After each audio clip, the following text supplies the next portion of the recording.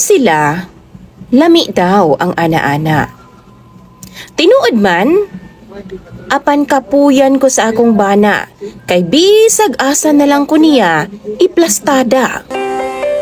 Maayong adlaw kanimo DJ Sam, ingon man sa imuhang libuan ka mga tigpaminaw. Doon na pod ko'y i-share nga akong istorya. Mangutana pod unta ko kung normal lang ba ni sa mag-asawa ang nahitabo sa akoa. Tawgar ako ninyo sa pangalang Loisa.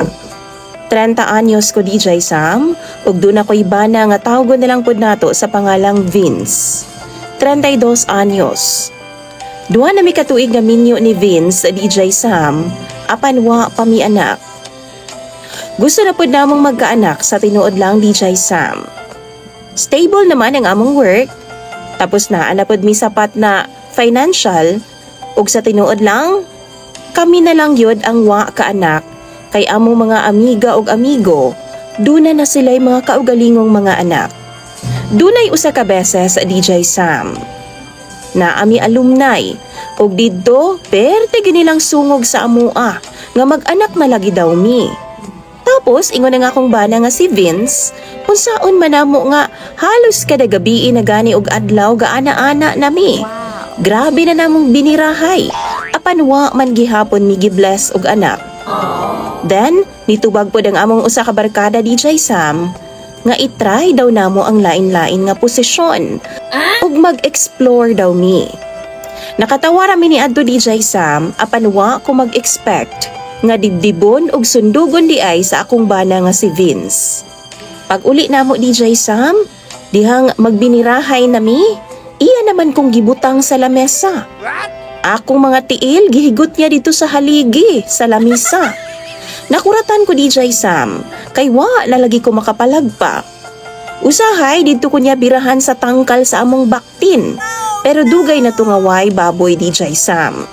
Naapagani siya style DJ Sam nga iyaha kunuhay kong kargahon tapos birahan.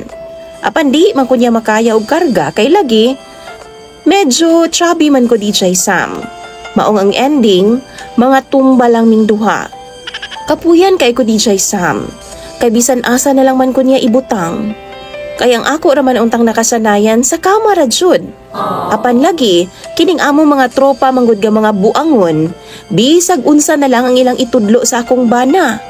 Naapay kausa DJ Sam ha, iya kong gibirahan sa sofa namo. Nga akong naong naaintaon dito sa ubos, tapos ang akong katunga sa lawas, naa sa ibabaw sa sofa. Sakit kaayo sa balakang DJ Sam. Di man pud tumatawag nga dog style. Kay makaya raman ako ng posisyon DJ Sam. Pero katong gipabuhat niya sa kuha, murag lahi ra gyud DJ Sam.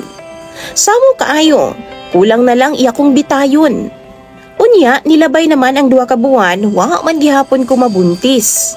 Mag-away na hinuon mi DJ Sam. Kay lagi, di naman ko magpatira niya kay kapoy naman kaayo. Naglagot na gid ko DJ Sam.